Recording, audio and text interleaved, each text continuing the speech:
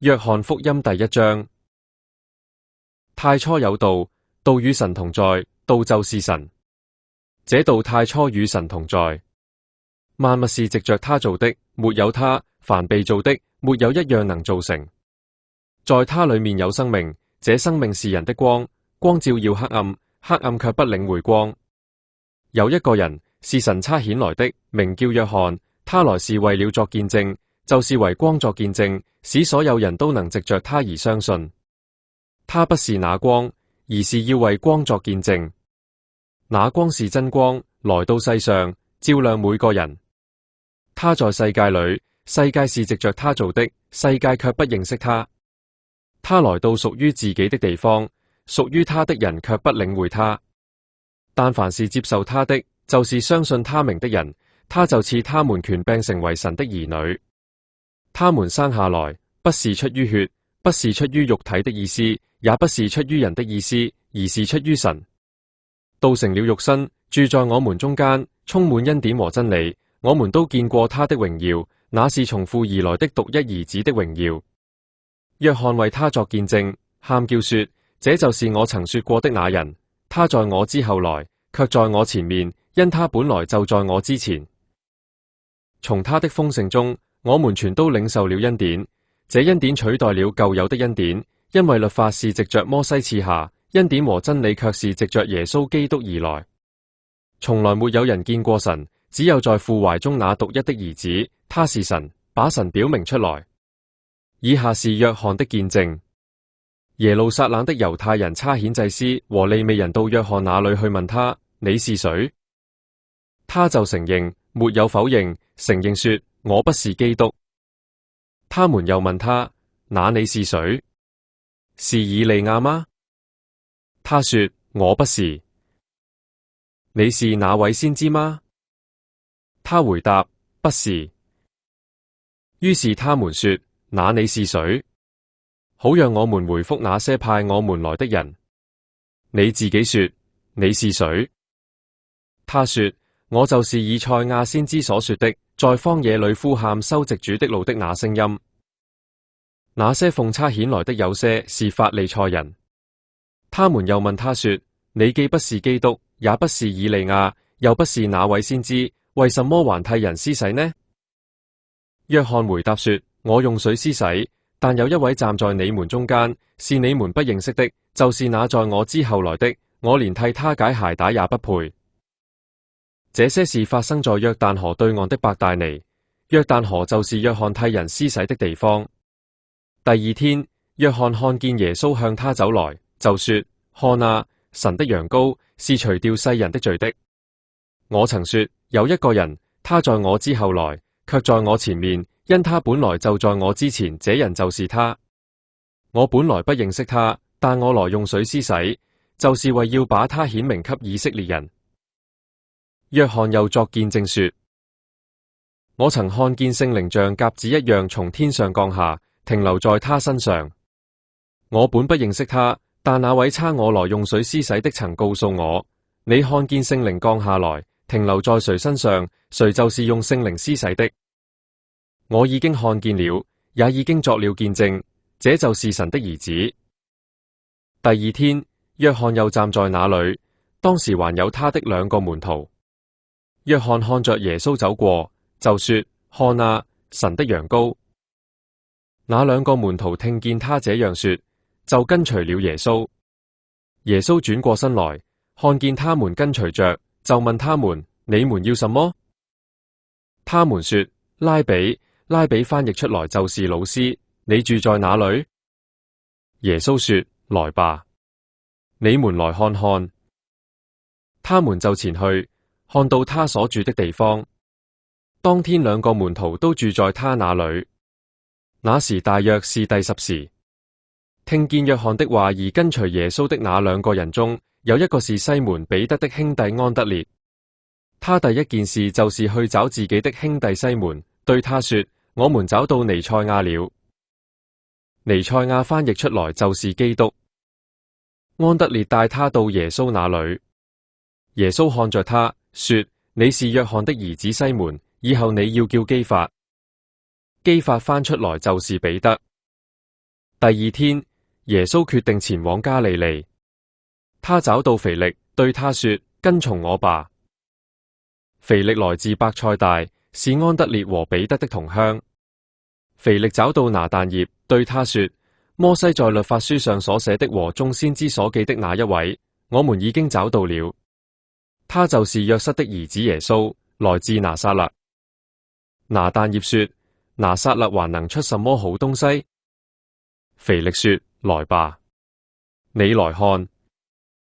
耶穌看見拿但業向他走來，就談論他說：看啊，這真是一個心裏沒有詭詐的以色列人。拿但業對耶穌說：你怎麼會認識我？耶穌回答說：腓力還沒去叫你，你在無花果樹下的時候，我就看見你了。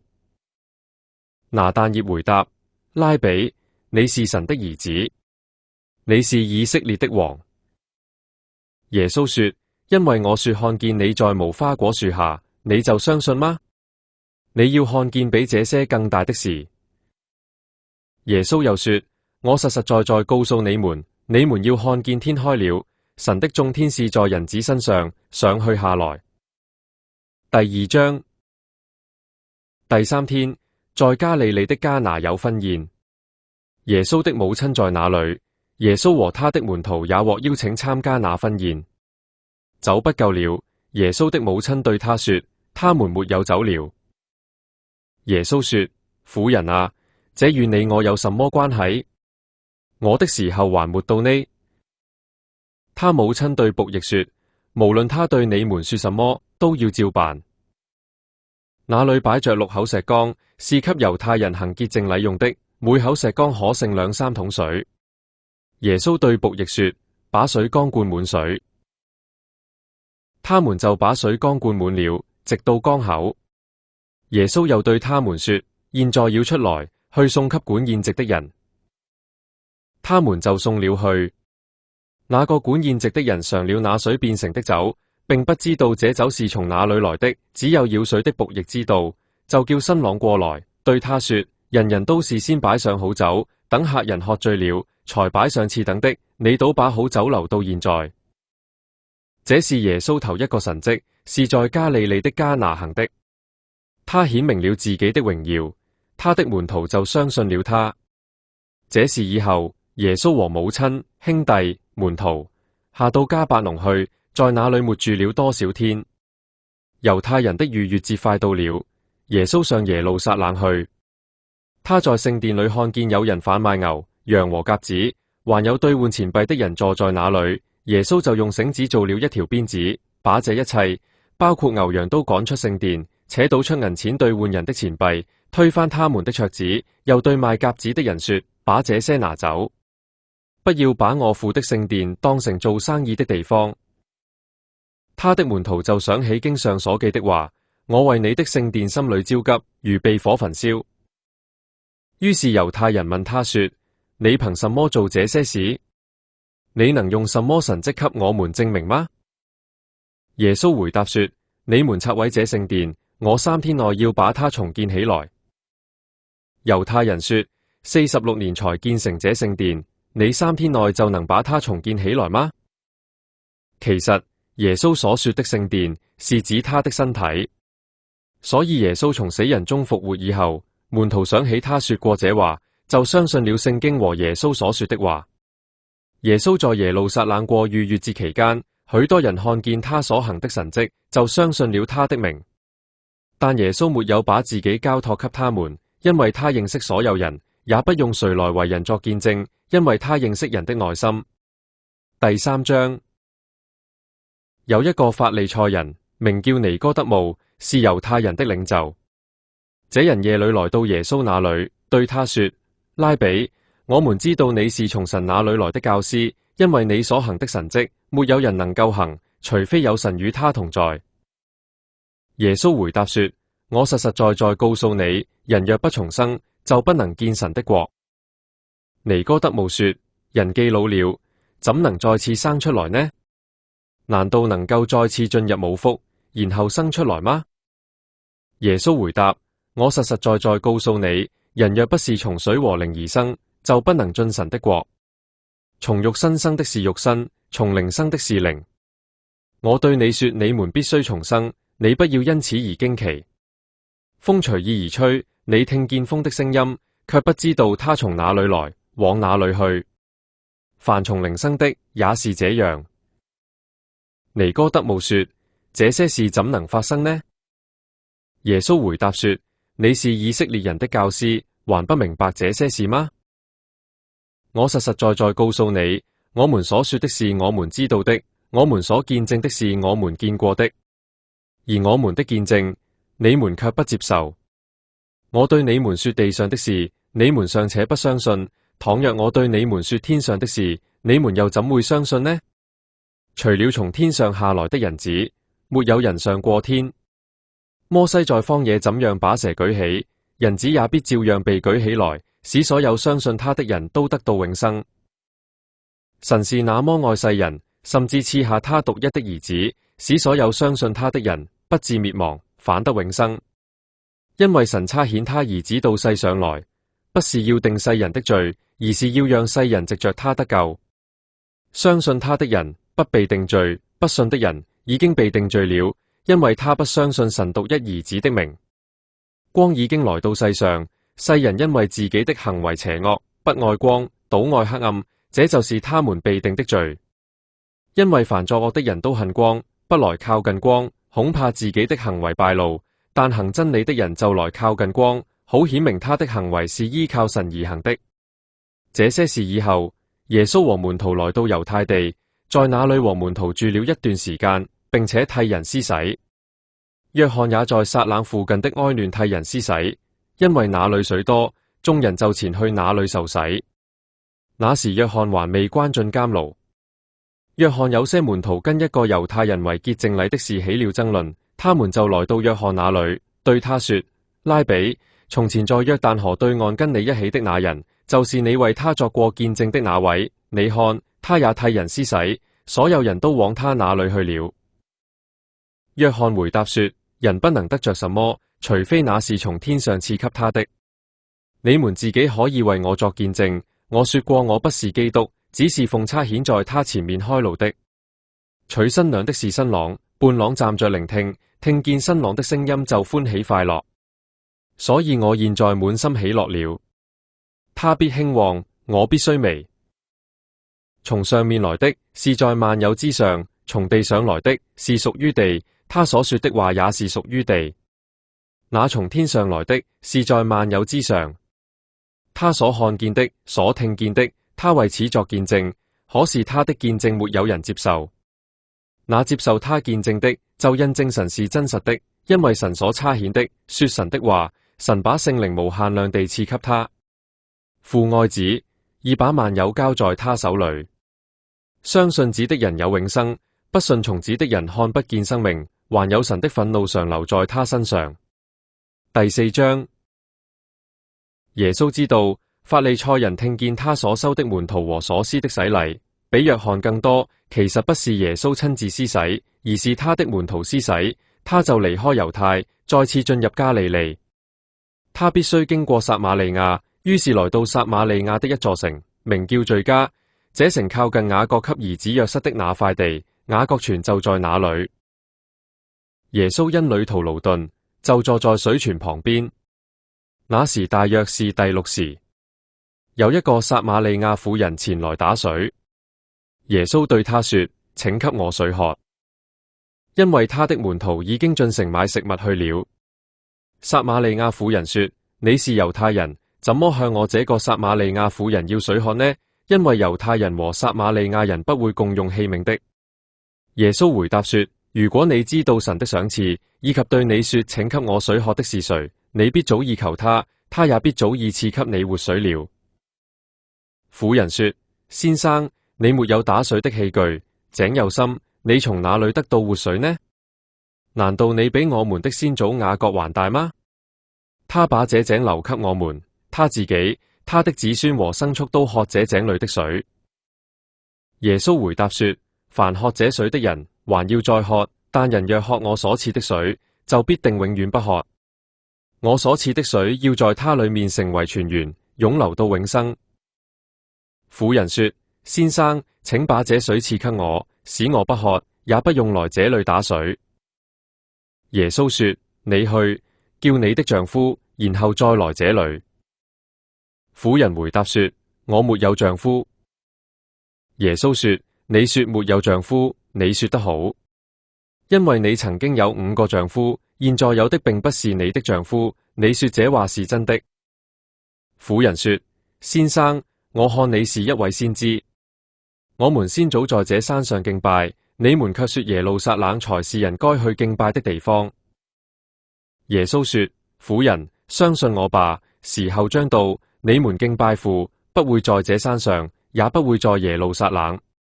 你們敬拜的，你們不認識；我們敬拜的，我們卻認識，因為救恩是從猶太人出來的。但時候將到，現在就是了。真誠敬拜的人要以靈以真理敬拜父，因為父正尋找這樣敬拜他的人。神是靈，敬拜的人必須以靈以真理來敬拜。婦人說：我知道彌賽亞要來，他稱為基督。他來了，會把一切的事都告訴我們。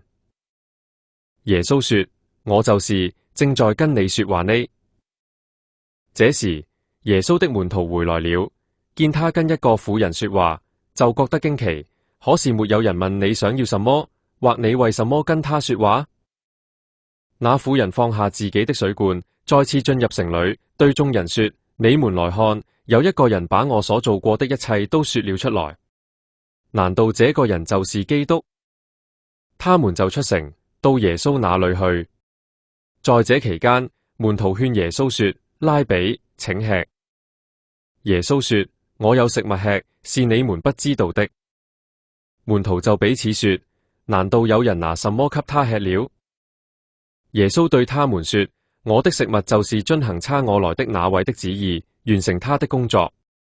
你們不是說還有4個月才到收割的時候嗎？看啊，我告訴你們，舉目觀看那些田地，莊稼熟了，可以收割了。收割的人已經得到工錢，收聚穀物到永生，使撒種的人和收割的人一同喜樂。一個人撒種，另一個人收割，這話是真確的。我差遣你們去收割你們所沒有辛勞的，別人辛勞，你們享用他們辛勞的成果。那婦人作見證說：他把我所做過的一切都說了出來。因為那婦人的話，城裏有許多撒瑪利亞人相信了耶穌。這樣，有撒瑪利亞人來到耶穌那裏，求他跟他們住在一起。耶穌就在那裏住了2天。因為耶穌的話，信的人就更多了。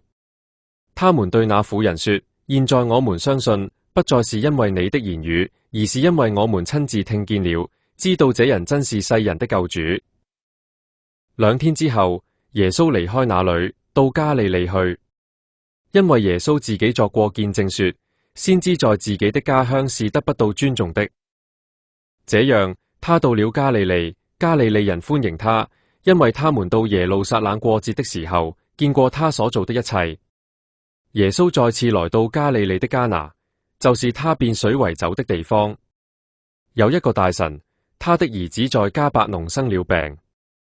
他聽說耶穌從猶太到了加利利，就來到他那裏，求他下去醫治他的兒子，因為他的兒子快要死了。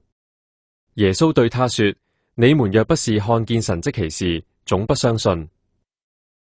大臣說：先生，請你在我的孩子還沒有死之前下去。耶穌說：回去吧，你的兒子會活下去。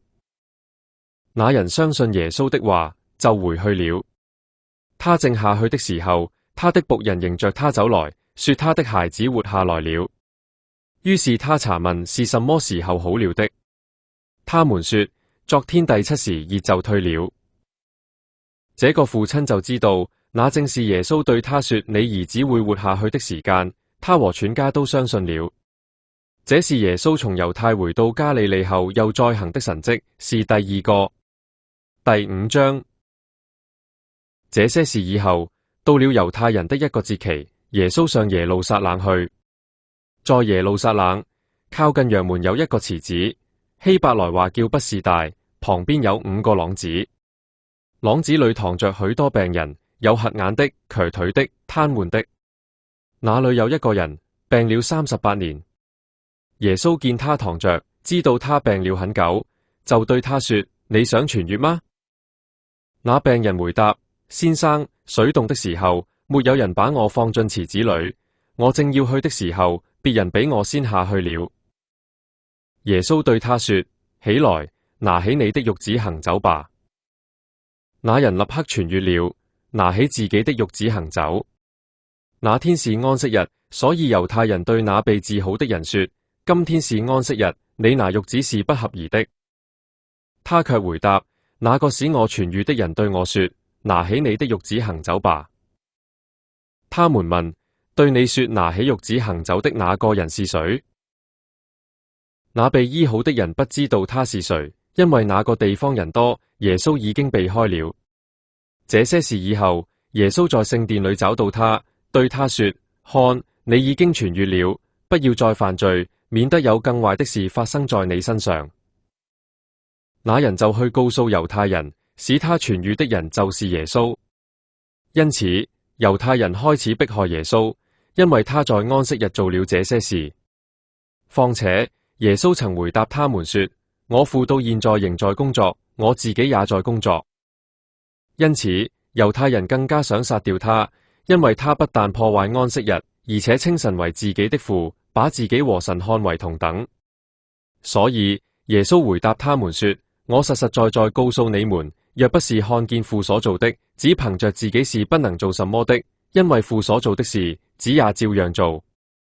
父愛子，把自己所做的一切指示給他看，而且要把比這些更大的工作指示給他看，使你們驚奇。父怎樣使死人復活，賜他們生命，照樣子也隨自己的意思賜人生命。父不審判任何人，而是把所有審判的事都交給子，好讓所有人都尊敬子，如同尊敬父一樣。不尊敬子的人，就是不尊敬那差他來的父。我實實在在告訴你們，人聽我的話又相信那位差我來的，就有永生，不至於被定罪，而是已經出死入生了。我實實在在告訴你們，時候將到，現在就是了。死人要聽見神兒子的聲音，聽見的人就要活過來。因為父怎樣在自己裏面有生命，照樣他也賜給子在自己裏面有生命。父又賜給子權柄施行審判，因為他是人子。你們不要為這事驚奇，時候將到，那時所有在墳墓裏的都要聽見他的聲音，從墳墓裏出來，行善的復活得生命，作惡的復活被定罪。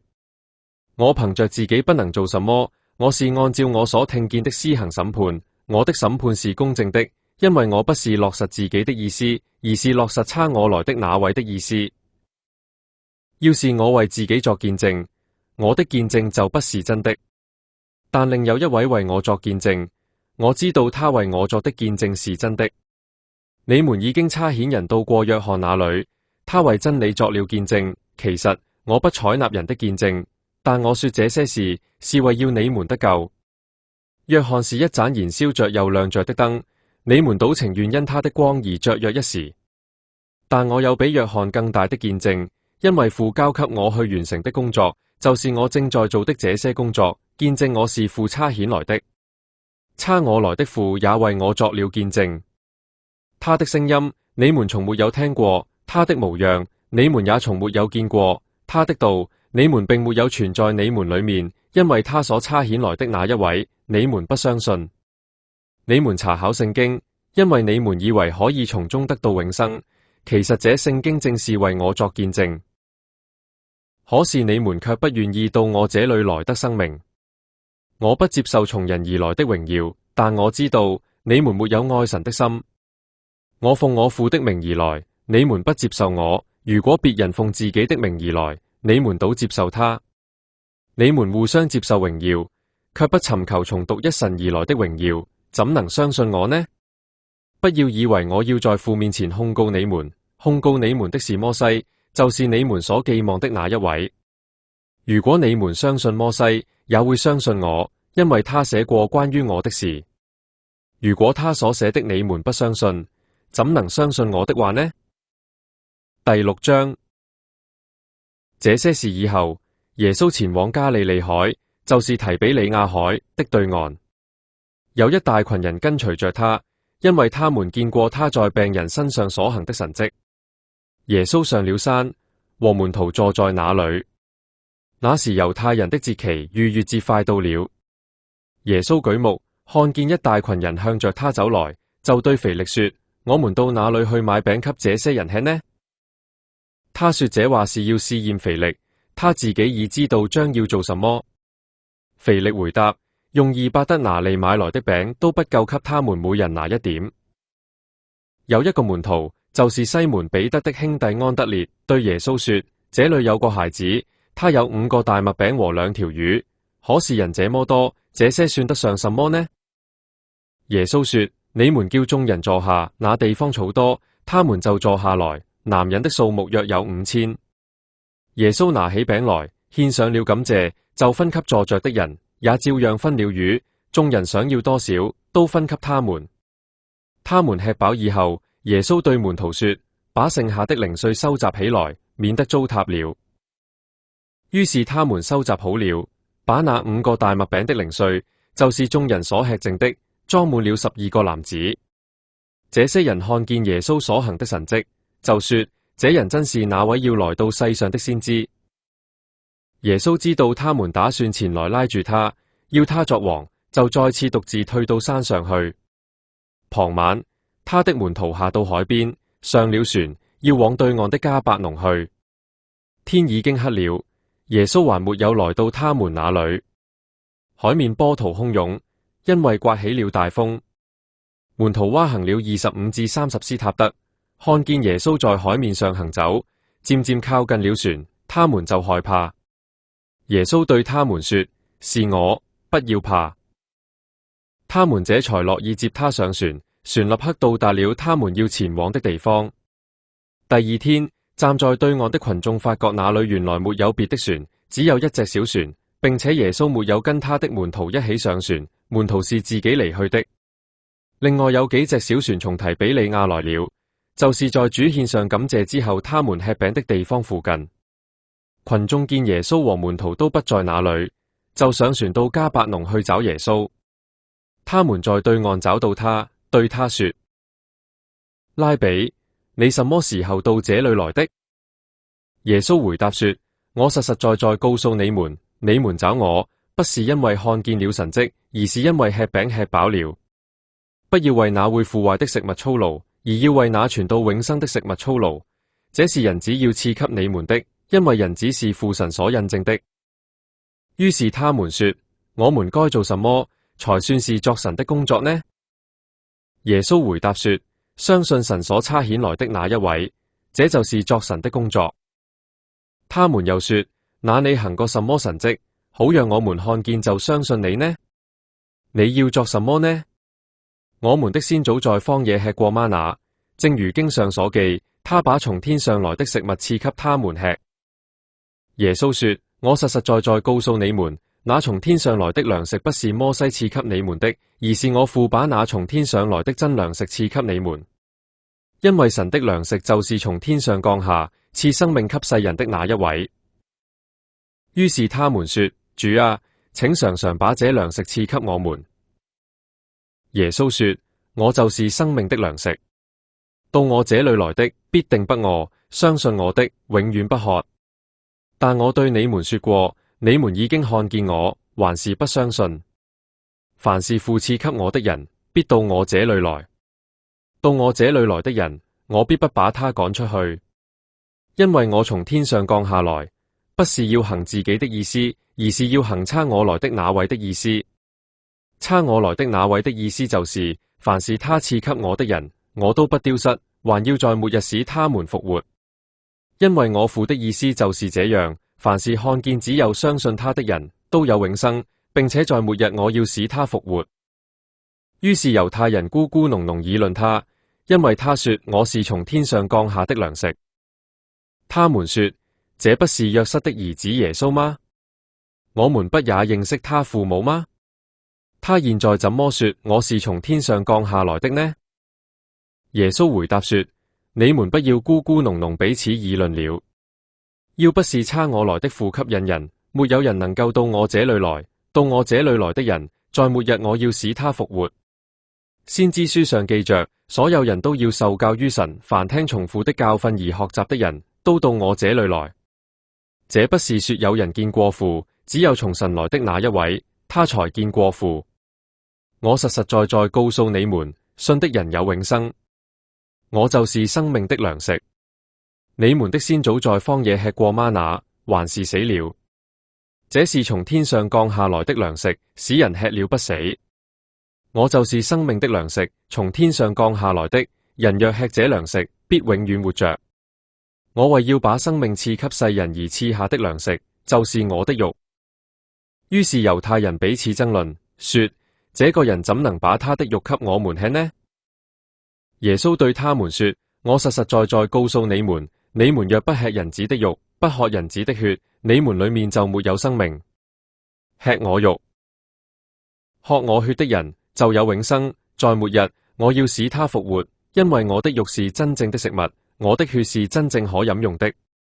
吃我肉、喝我血的人住在我裡面，我也住在他裡面。正如永活的父差遣了我，我也因父而活，照樣以我為食糧的人也要因我而活。這是從天上降下的糧食，不像先祖那樣吃過嗎哪，還是死了。吃這糧食的人必永遠活着。這些話耶穌在迦百農會堂裏教導人的時候說的。他的門徒當中有許多人聽了，就說：這話真難，誰聽得進去呢？耶穌心裏知道門徒為這話咕咕噥噥議論，就對他們說：這話使你們絆倒嗎？如果你們看見人子升到他原來的地方，又怎麼樣呢？賜人生命的是聖靈，肉體是無濟於事的。我對你們所說的話就是靈，就是生命。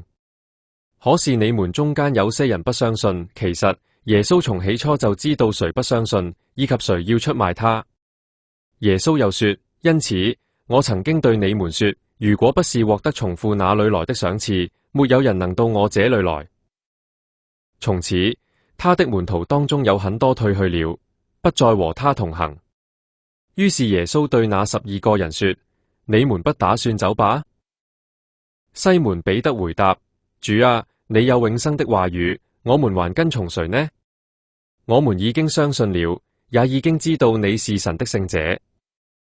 耶穌回答他們：我不是揀選了你們12個人嗎？但你們中間有一個是魔鬼。耶穌話裏所指的是加略人西門的兒子猶大，因為這人將要出賣耶穌，他也是那12個人中的一個。第7章。這些事以後，耶穌在加利利走動，而不願在猶太走動，因為猶太人想要殺害他。那時，猶太人的住棚節快到了。耶穌的兄弟們對他說：你離開這裏，前去猶太吧，好讓你的門徒也看見你所做的事。沒有人在暗中做事，又想出名的。你若要做這些事，就向世人顯明自己吧。因為連他的兄弟們也不相信他。於是耶穌對他們說：我的時候還沒有到，你們的時候倒是隨時都可以。世人不會恨你們，卻恨我，因為我指證他們的行為是邪惡的。你們想去過節吧？我現在不想去過這節，因為我的時候還沒有到。他說了這些話，仍舊留在加利利。但他的兄弟們想去過節之後，他也想去了，不是公開上去，而是暗中上去。過節期間，猶太人尋找耶穌，說：那個人在哪裏呢？群眾當中有很多人咕咕噥噥議論耶穌，有的說他是好人，有的卻說不，他在欺騙群眾。但沒有人敢公開談論他，因為害怕猶太人。節期過了一半，耶穌上到聖殿裏，開始教導人。猶太人感到驚奇，說：這個人沒有學過，怎麼會熟悉經典呢？耶穌回答說：我的教導不是我自己的，而是出於差我來的那一位。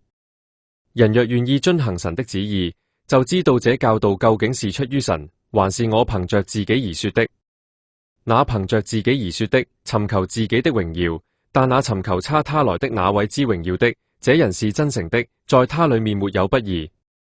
摩西不是已經把律法傳給你們嗎？你們卻沒有一個人遵行律法。你們為什麼想殺害我呢？群眾回答：你身上有鬼附着，誰想殺害你呢？耶穌回答說：我做了一件事，你們全都感到驚奇。摩西把割禮傳給你們，其實這不是源自摩西，而是源自先祖，所以你們在安息日也給人行割禮。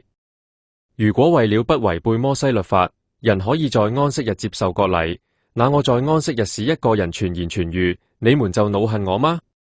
不要再憑表面來判斷，判斷就要作出公義的判決。有些耶路撒冷人說：這不是他們要殺害的人嗎？看啊，他公開講話，他們也沒有對他說什麼。難道領袖們真的認為這個人就是基督嗎？不過我們知道這個人從哪裏來，但基督來的時候，沒有人知道他從哪裏來。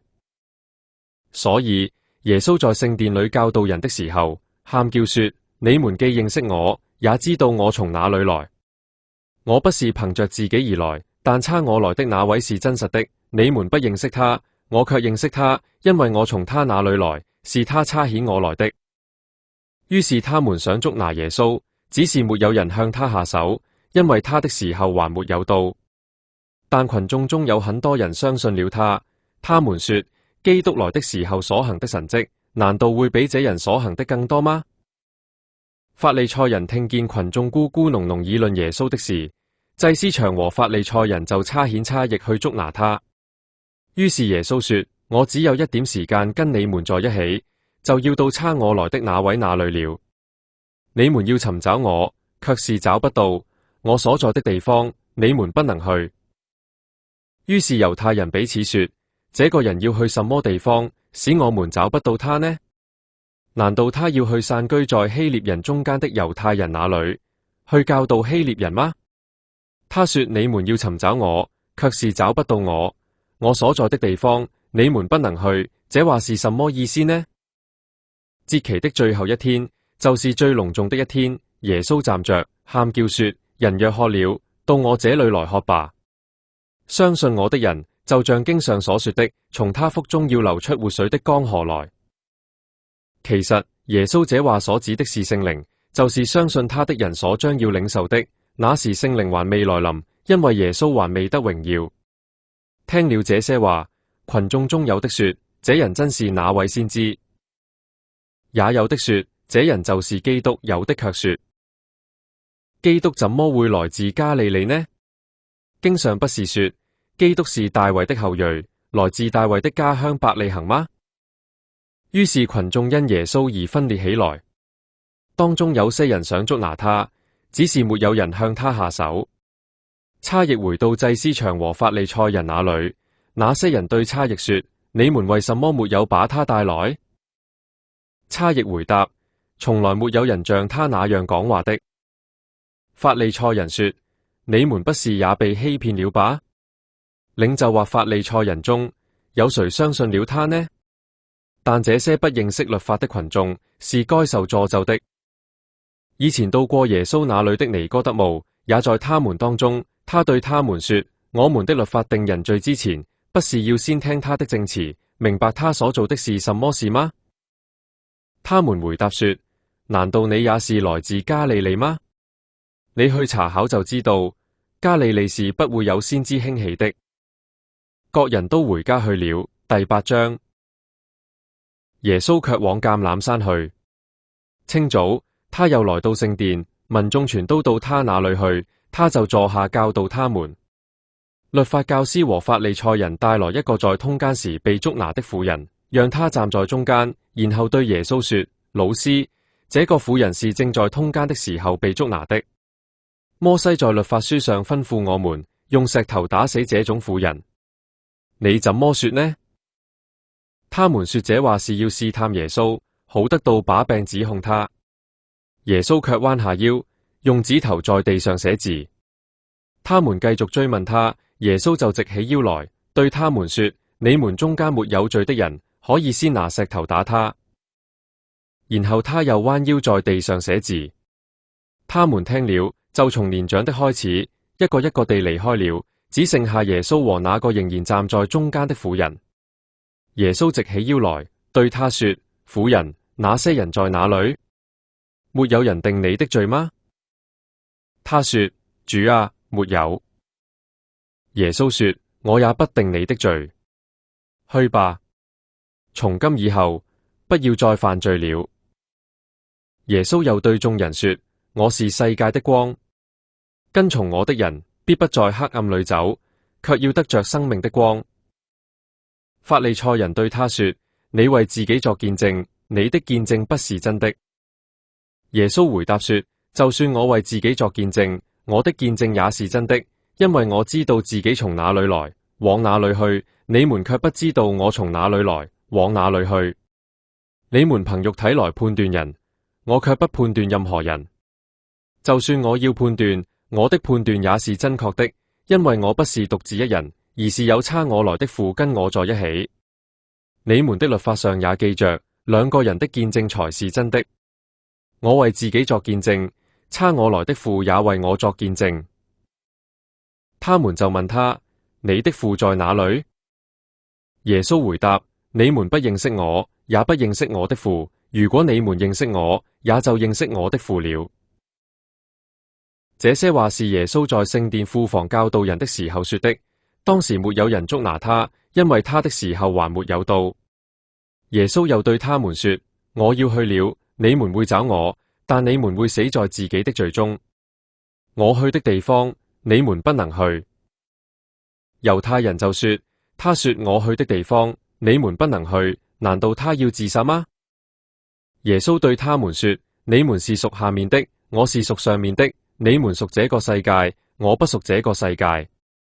所以我對你們說，你們會死在自己的罪中。你們若不相信我是，就會死在自己的罪中。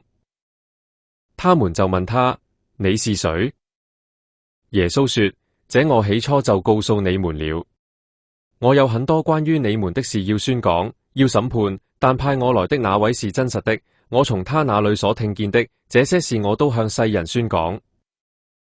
他們不明白耶穌對他們所說的就是父。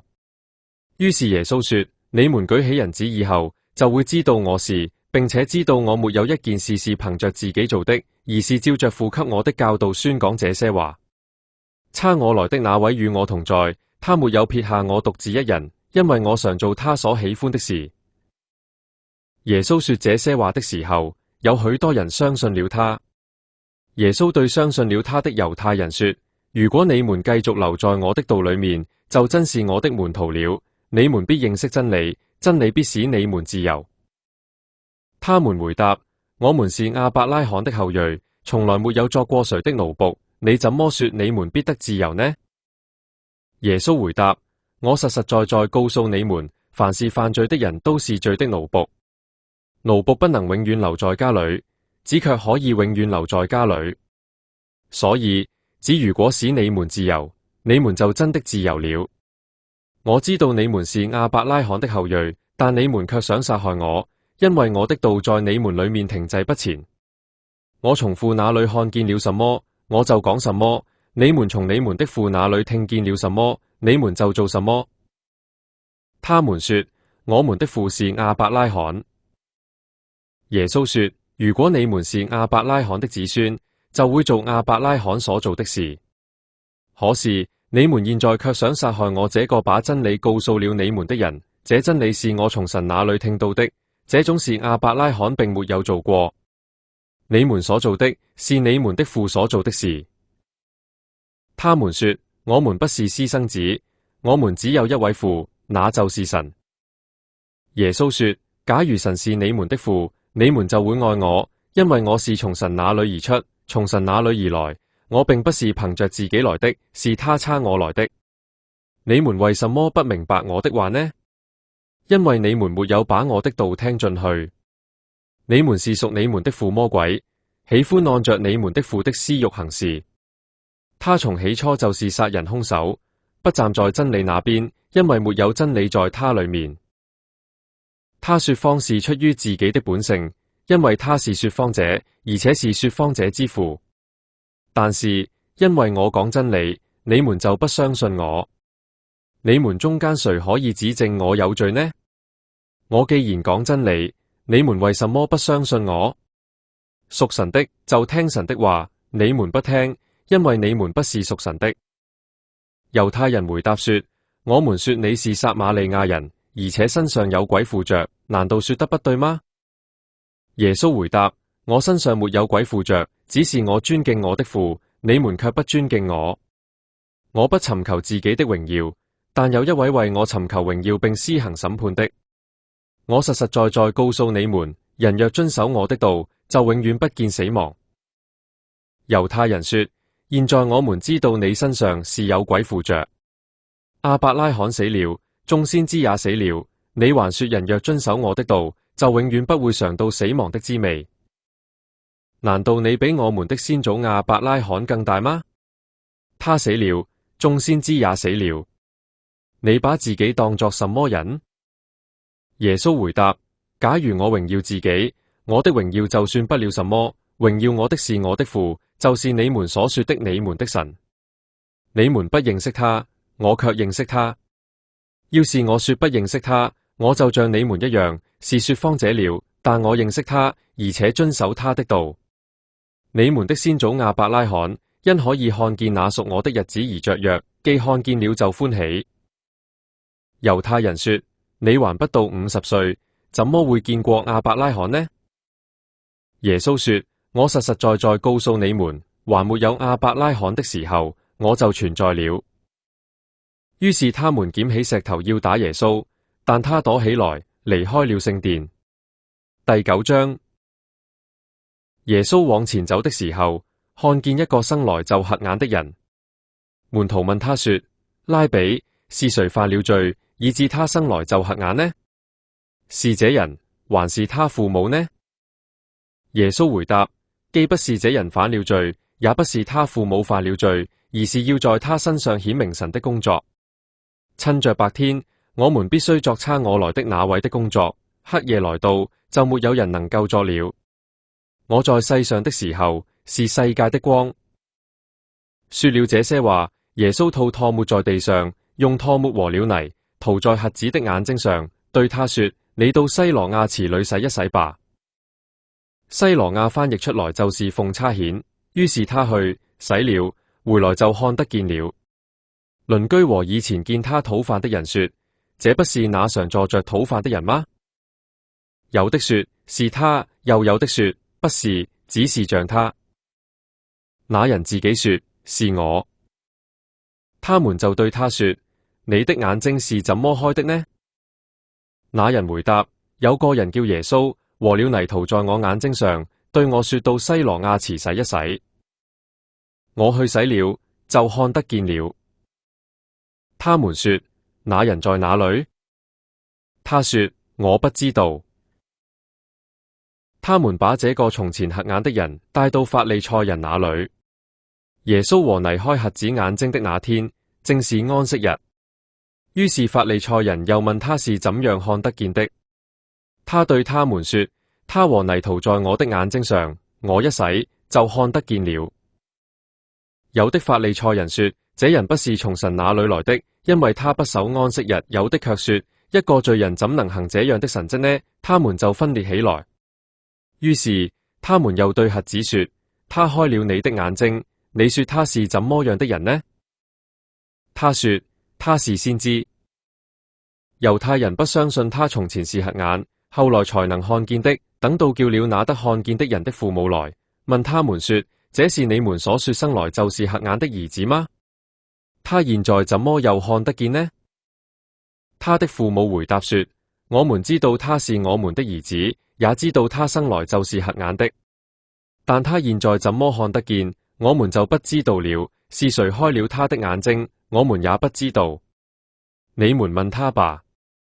他已經成年，自己的事自己會說了。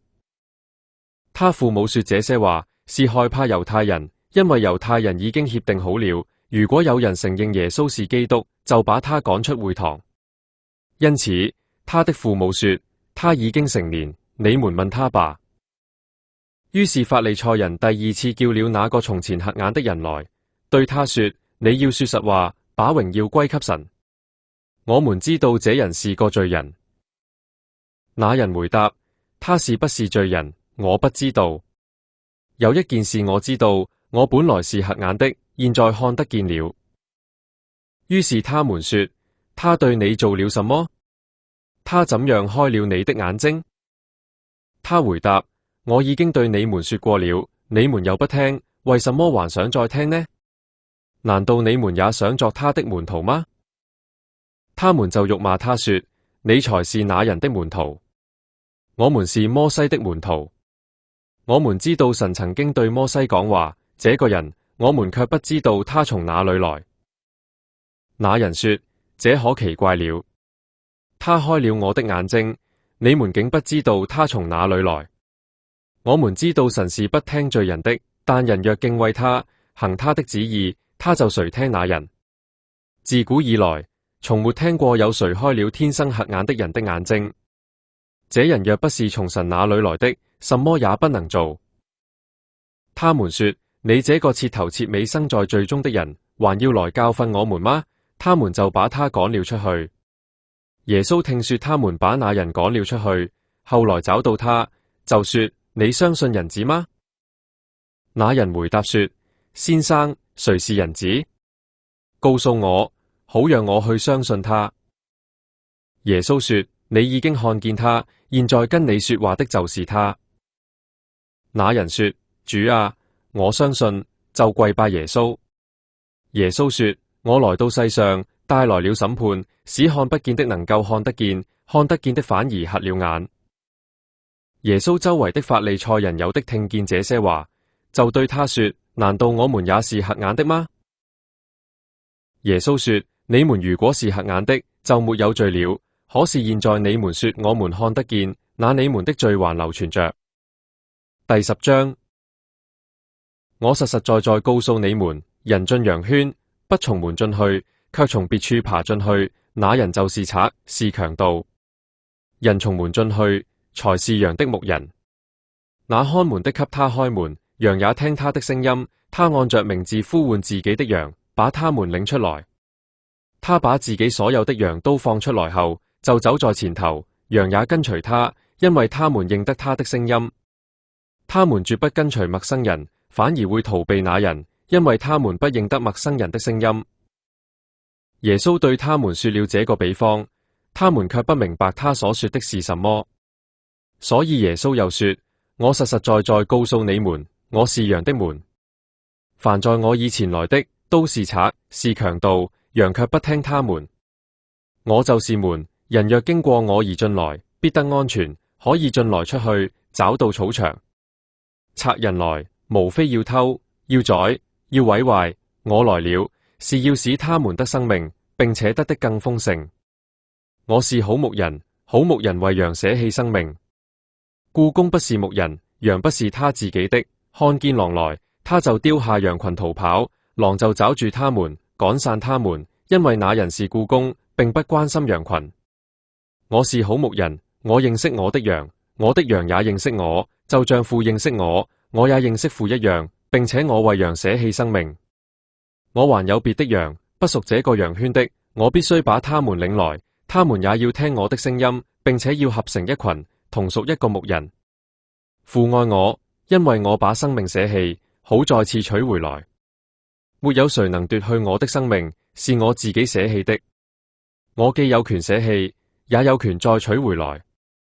這是我從我父那裏所接受的命令。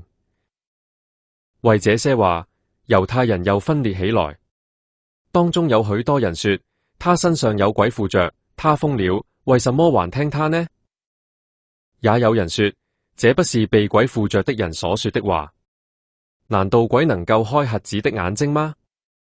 在耶路撒冷有獻殿節，那時是冬天。耶穌在聖殿的所羅門廊下行走，猶太人圍住他，對他說：你要我們心裏園取到幾時呢？如果你是基督，就坦坦白白告訴我們。耶穌回答：我已經告訴你們，你們卻不相信。我奉我父的名所做的事，可以為我作見證，但你們不相信，因為你們不是我的羊。我的羊聽我的聲音，我認識他們，他們也跟隨我。我賜給他們永生，他們永遠不滅亡，誰也不能從我手中奪去他們。我父所賜給我的，比一切更有能力，沒有人能從父手中奪去他們。我與父原為一。猶太人又撿起石頭要打他。耶穌對他們說：我把許多從父而來的善事顯給你們看，你們為哪一件要拿石頭打我呢？猶太人回答：我們不是為善事拿石頭打你，而是為你說褻瀆的話，因為你是個人，竟把自己當作神。耶穌說：你們的律法上不是寫着我說你們是神這句話嗎？經上的話是不能廢掉的。既然那些領受神道的人尚且稱為神，那麼難道因為我說了我是神的兒子，你們就對父所分別為聖，並差遣到世上來的那一位，說你說褻瀆的話嗎？要是我不做我父的工作，你們就不必相信我。既然我做了，你們就算不相信我，也該相信這些工作，好使你們知道，又逐漸明白，父在我裏面，我也在父裏面。他們又試圖捉拿耶穌，但他逃出了他們的手。耶穌再次往約旦河的對岸，到約翰當初替人施洗的地方，住在那裏。有許多人來到他那裏，他們說約翰沒有行過一件神蹟，但約翰所說關於這人的話，全是真的。有許多人在那地方相信了耶穌。第11章，有一個人病了，他名叫拉撒路，來自伯大尼，那是瑪利亞和他姊妹馬大的村莊。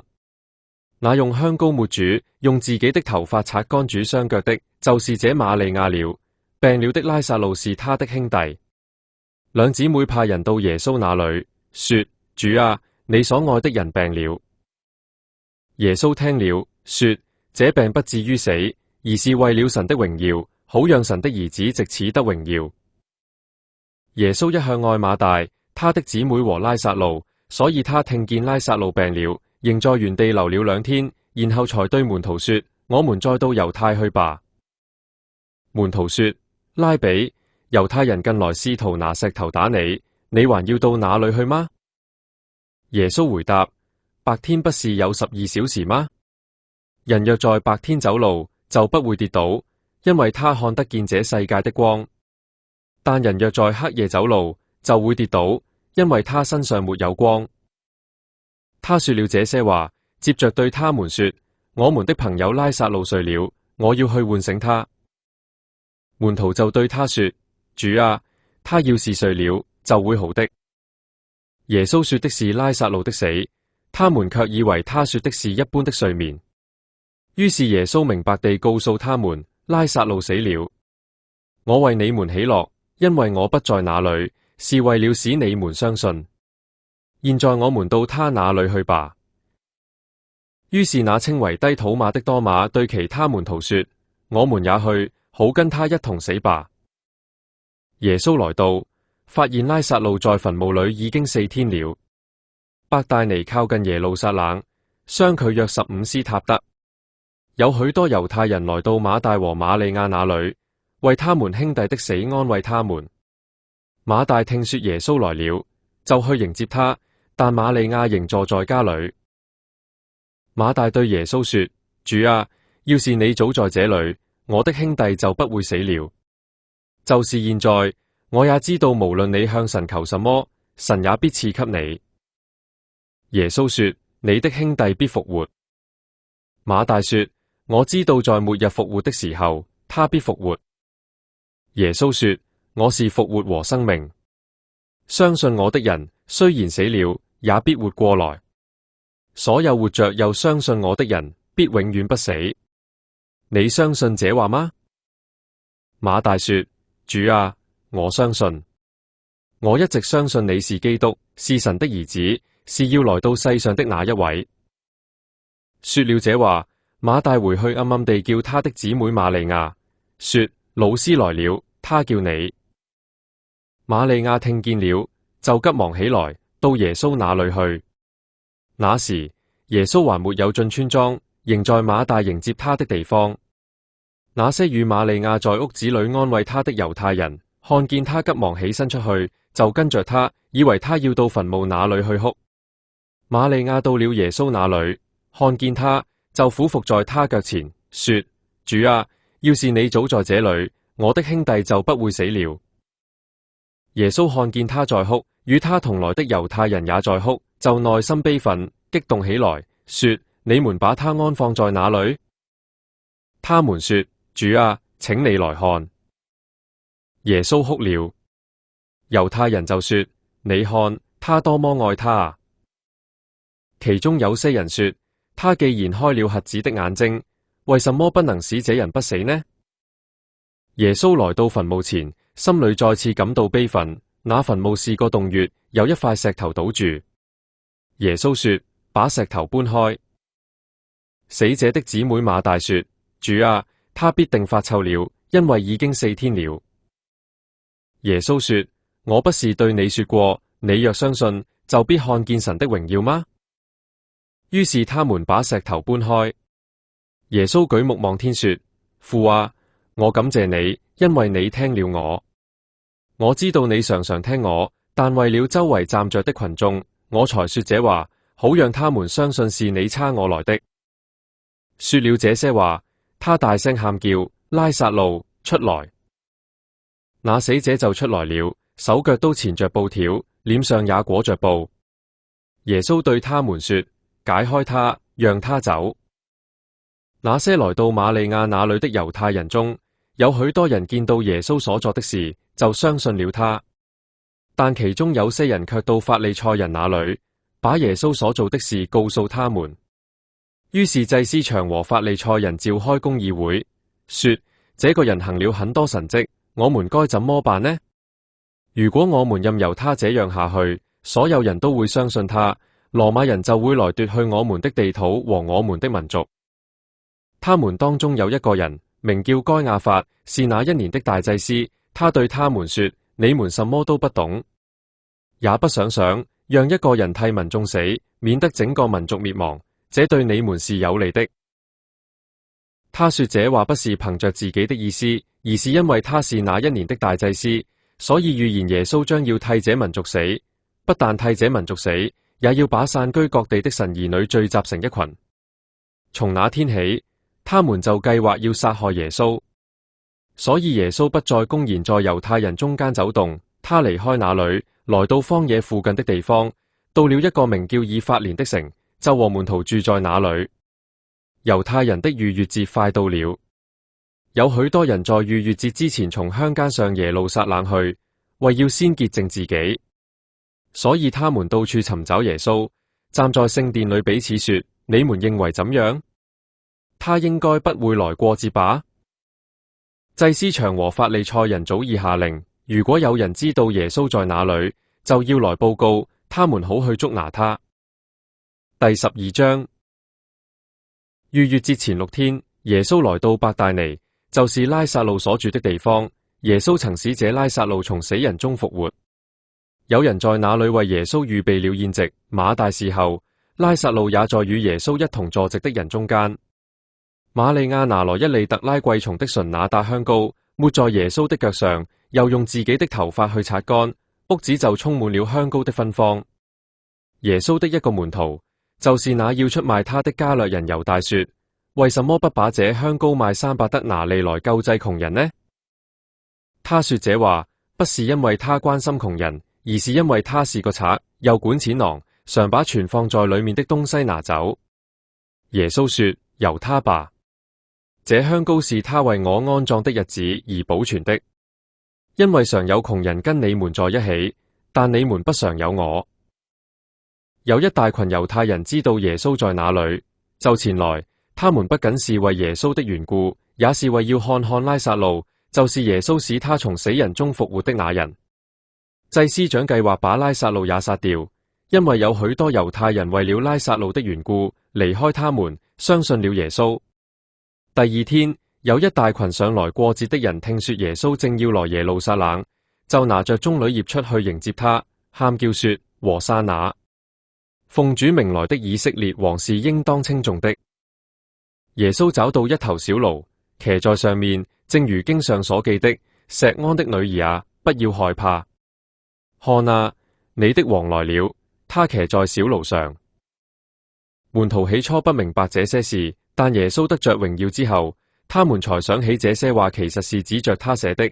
眾人也果然在他身上行了這些事。耶穌呼喚拉撒路從墳墓出來，使他從死人中復活的時候，當時跟耶穌在一起的群眾都為這事向人作見證。眾人因為聽說耶穌行了這神蹟，就去迎接他。法利賽人彼此說：你們看，你們是徒勞無益。看啊，世人都跟隨他去了。那時，那些上來要在節期敬拜的人中，有的是希臘人。他們來到加利利的伯賽大人腓力那裏，求他說：先生，我們想見耶穌。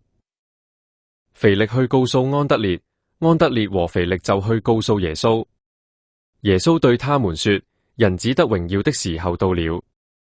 我實實在在告訴你們，一粒麥子若不落在地裏死了，仍舊是一粒；若死了，就結出許多子粒來。愛惜自己生命的，就喪失生命；在這世上恨惡自己生命的，要保存生命到永生。人若服侍我，就應該跟從我。我在哪裏，服侍我的人也要在哪裏。人若服侍我，父必尊重他。現在我內心激動，我該說什麼呢？是說父啊，救我脫離這時候嗎？但我正是為這時候來的。父啊，榮耀你的名吧。當時有聲音從天上傳來：我已經榮耀了我的名，還要再榮耀。站在那裏的群眾聽見了，就說：打雷了。有的說：有天使對他說話。耶穌說：這聲音不是為了我，而是為了你們發的。現在是這世界受審判的時候，現在這世界的統治者要被趕出去。我要是從地上被舉起，就要吸引萬人來歸我。耶穌這話是指着自己將要怎樣死而說的。群眾對他說：我們從律法上得知，基督必存留到永遠，你怎麼說人子必須被舉起呢？這人子是誰？耶穌說：光在你們中間的時間不多了，你們應該趁着還有光的時候行走，免得被黑暗追上你們。在黑暗中行走的人，不知道自己往哪裏去。趁着你們還有光的時候，就應該相信這光，使你們成為光明之子。耶穌說了這些話就離去，避開了他們。雖然耶穌在他們面前行了許多神蹟，他們還是不相信他。這是要應驗以賽亞先知的話：主啊，我們所傳的有誰相信呢？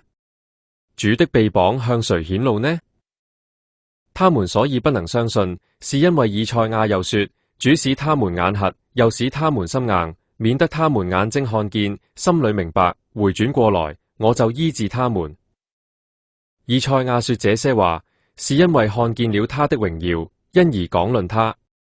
雖然如此，猶太人的領袖中仍有許多人相信了耶穌，但因法利賽人而不敢承認，免得被趕出會堂，因為他們愛人的榮耀過於愛神的榮耀。耶穌喊叫說：相信我的，不是相信我，而是相信差我來的那一位。看見我的，就是看見差遣我來的那一位。我就是光，來到世上，使所有相信我的人不住在黑暗裏。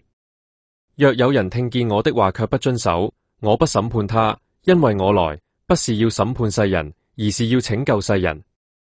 拒絕我、不接受我話的人，自有審判他的。我所講的道在末日要審判他，因為我所講的並不是出於自己，而是那差我來的父給了我命令，叫我說什麼講什麼。我知道他的命令就是永生，所以我所講的，正如父對我所說的一樣，我是照樣講出來。第13章。逾越節前，耶穌知道自己離開這世界，回到父那裏的時候到了。他既然愛世上屬自己的人，就愛他們到底。吃晚飯的時候，魔鬼已把出賣耶穌的念頭放在加略人西門的兒子猶大心裏。耶穌既然知道父已把萬有交在他手中，並知道自己從神那裏來，且要回到神那裏去，就起身離席，脱下外衣，拿一條手巾束在腰間，然後把水倒在盆裏，開始給門徒洗腳，又用束腰的手巾擦乾。這樣，他來到西門彼得跟前，彼得對他說：主啊，我的腳你也要洗嗎？耶穌回答說：我所做的，你現在不理解，以後就明白了。彼得說：你絕不可洗我的腳，永遠不可。耶穌說：如果我不洗你的腳，你跟我就沒有關係了。西門彼得說：主啊，不光是腳，連手和頭都洗吧。耶穌說：洗過澡的人不需要再洗，只要把腳一洗，全身就乾淨了。你們是乾淨的，但不是每個人都是乾淨的。耶穌已經知道誰要出賣他，所以說你們不是每個人都是乾淨的。耶穌洗完了他們的腳，穿上外衣，又坐下，對他們說：我為你們所做的，你們明白嗎？你們稱呼我老師，稱呼我主，你們說得好，我本來就是。我身為你們的主，你們的老師，尚且洗你們的腳，你們也應該彼此洗腳。我給你們作了榜樣，好讓你們照我對你們所做的那樣去做。我實實在在告訴你們，僕人不能大過主人，受差遣的不能大過差他的人。你們既然知道這些事，若是實行就有福了。我這話不是指着你們所有人說的，我知道我所揀選的是誰，但這是為要讓經上的話應驗，與我一同吃飯的人抬起腳踐踏我。現在事情還沒有發生，我先告訴你們，好讓你們到時可以相信我是。我實實在在告訴你們，接受我所差的人，就是接受我；接受我的，就是接受那差我來的那一位。耶穌說了這些話，內心激動，就作見證說：我實實在在告訴你們，你們當中有一個人要出賣我。門徒彼此相視，不曉得他這話所指的是誰。有一個門徒是耶穌所愛的，側臥在耶穌旁邊。西門彼得向他示意，要他問耶穌這話所指的是誰。於是那門徒就細靠近耶穌胸前，問他說：主啊，是誰呢？耶穌回答：我蘸一點食物遞給誰，誰就是了。於是他蘸了一點食物，遞給加略人西門的兒子猶大。猶大吃了那點食物後，撒旦就進入他心裏。耶穌對他說：你要做的，快去做吧。坐在席上的人沒有一個知道耶穌為什麼對猶大說這話。猶大是管錢囊的，所以有人以為耶穌是對他說去買我們過節所需要的東西，或是叫他拿什麼濟窮人。取過那點食物，猶大就立刻出去了。那時候是黑夜。猶大出去以後，耶穌說：現在人子已經得着榮耀，神在人子身上也已經得着榮耀。神既然在人子身上已經得着榮耀，神也要在自己身上榮耀他，且要立刻榮耀他。孩子們，我跟你們在一起的時間不多了，你們要尋找我。可是就像我對猶太人說過的那樣，現在我也對你們說，我去的地方，你們不能去。我賜給你們一條新命令，就是要你們彼此相愛。我怎樣愛你們，你們也要怎樣彼此相愛。如果你們彼此相愛，眾人因此就知道你們是我的門徒了。西門彼得說：主啊，你去哪裏？耶穌回答：我去的地方，你現在不能跟我去，但後來你要跟着去。彼得說：主啊，為什麼我現在不能跟你去呢？我連生命都願為你捨棄。耶穌回答：你連生命都願為我捨棄嗎？我實實在在告訴你，雞叫以前，你要3次不認我。第14章，你們的心不要激動，要相信神，也要相信我。我父家裏有許多住處，要是沒有，我怎會對你們說我去是為你們預備地方呢？我既然去為你們預備地方，就會再來接你們到我那裏去，好讓我在那裏，你們也在那裏。我去的地方，你們知道那條路。多馬說：主啊，我們不知道你去什麼地方，怎麼會知道那條路呢？耶穌說：我是道路、真理、生命，若不藉着我，沒有人能到父那裏去。你們既然認識了我，也會認識我的父。從現在起，你們認識他，並且已經看見他了。腓力說：主啊，請把父顯示給我們看，我們就滿足了。耶穌說：腓力，我跟你們在一起這麼久了，你還不認識我嗎？人看見了我，就是看見了父。你怎麼還說，請把父顯示給我們看呢？我在父裏面，父在我裏面，你不相信嗎？我對你們說的話，不是憑着自己說的，而是住在我裏面的父在做他的工作。你們要相信我，我在父裏面，父在我裏面，不然也要因這些工作而相信我。我實實在在告訴你們，我所做的工作，相信我的人也要做，並且要做比這些更大的工作，因為我往父那裏去。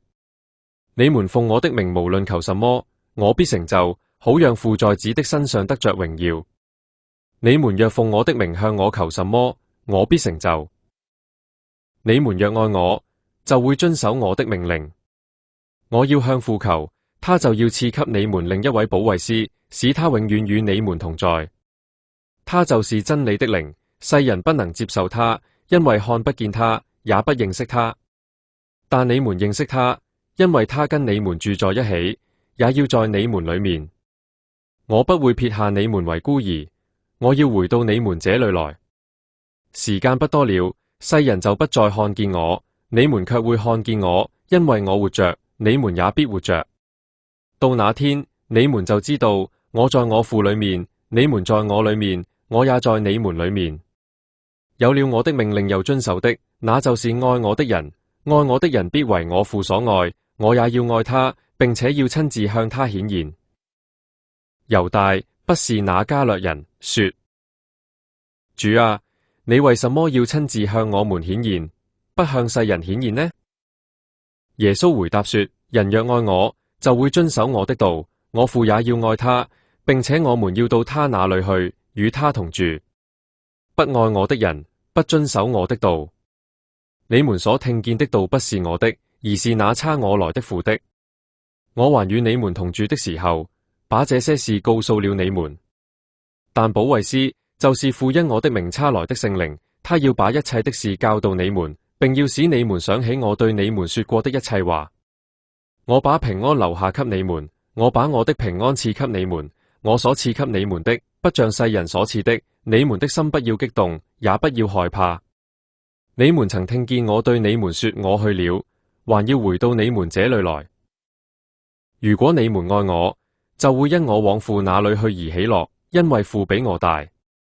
現在事情還沒有發生，我先告訴了你們，好讓你們在事情發生的時候可以相信。我不再跟你們多說了，因為這世界的統治者要來了，他沒有什麼可轄制我，但為要讓世人知道我愛父，父怎樣吩咐了我，我就怎樣做。起來，我們走吧。第15章。我是真葡萄樹，我父是栽培的人。我身上所有不結果子的枝條，他都剪去；所有結果子的，他都修剪乾淨，使枝條結出更多果子。現在藉着我對你們所講的道，你們已經乾淨了。你們要住在我裏面，我就住在你們裏面。枝條若不留在葡萄樹上，憑自己並不能結出果子。同樣，你們若不住在我裏面，也是這樣。我是葡萄樹，你們是枝條。那住在我裏面的，我也住在他裏面，這人就結出許多果子，因為離了我，你們就不能做什麼。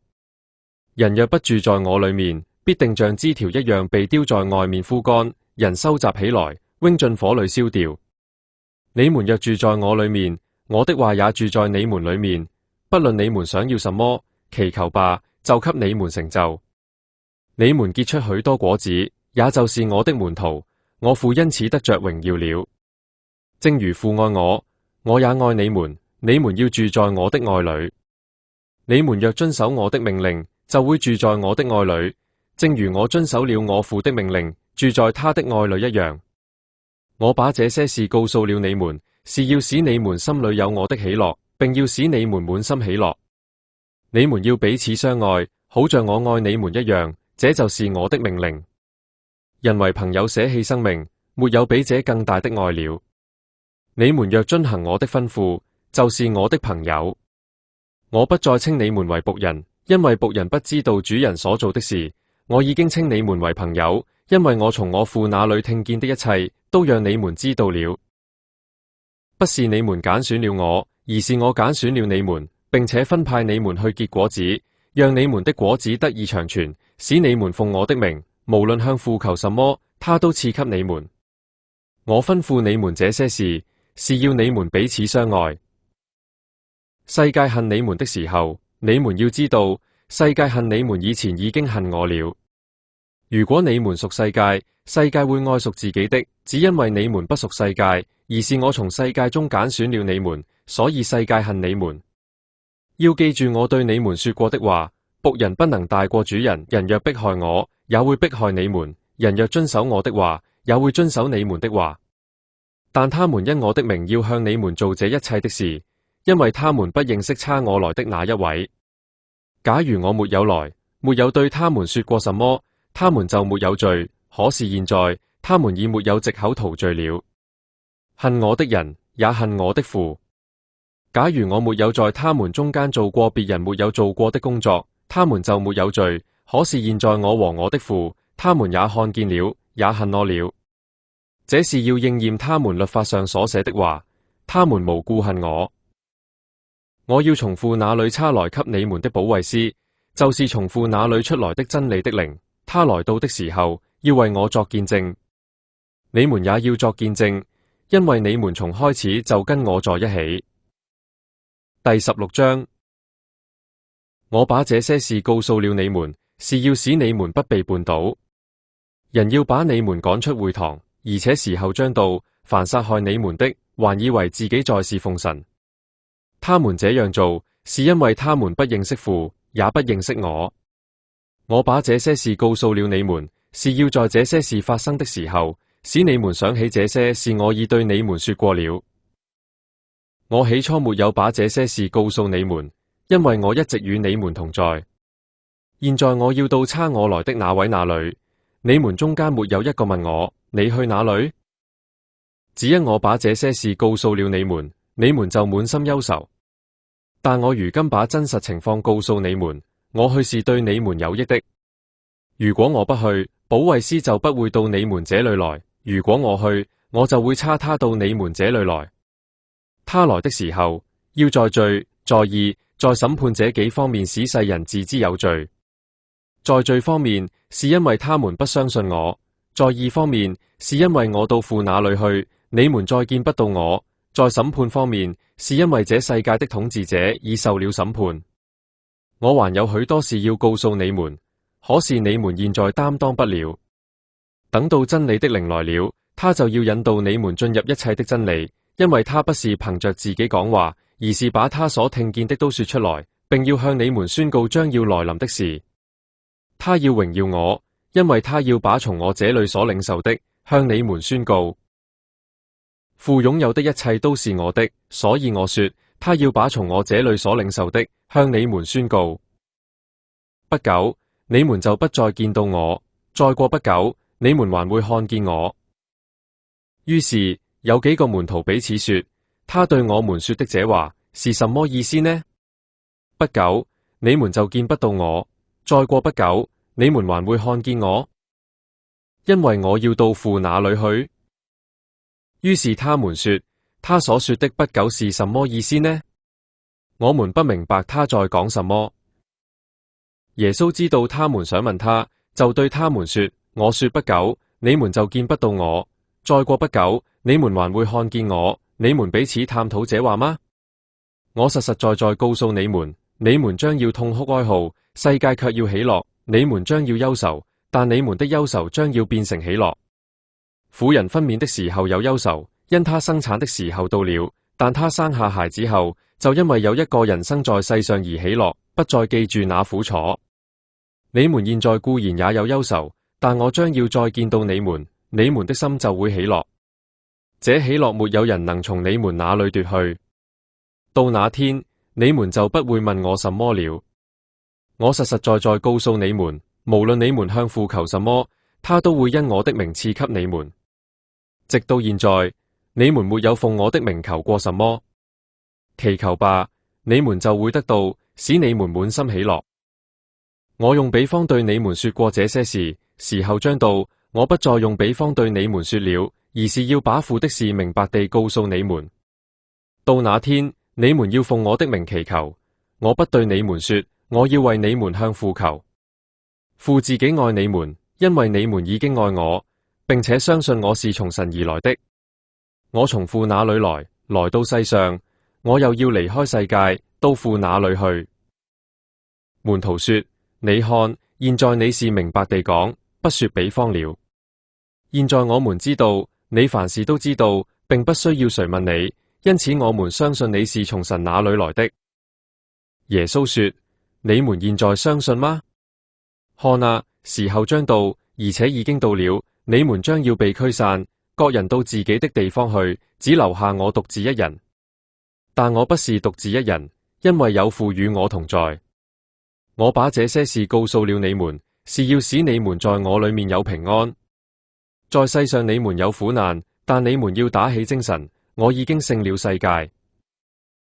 第17章，耶穌說了這些話，就舉目望天，說：父啊，時候到了，願你榮耀你的兒子，好讓兒子也榮耀你，正如你賜給他權柄管理所有的人，讓他把永生賜給一切你賜給他的人。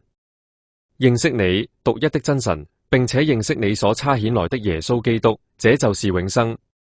我在地上已經榮耀你，完成你交給我做的工作。父啊，現在求你用未有世界以前我和你一同享有的榮耀，在你面前榮耀我。你從世上賜給我的人，我已向他們顯明了你的名。他們是你的，你把他們賜給我，他們也遵守了你的道。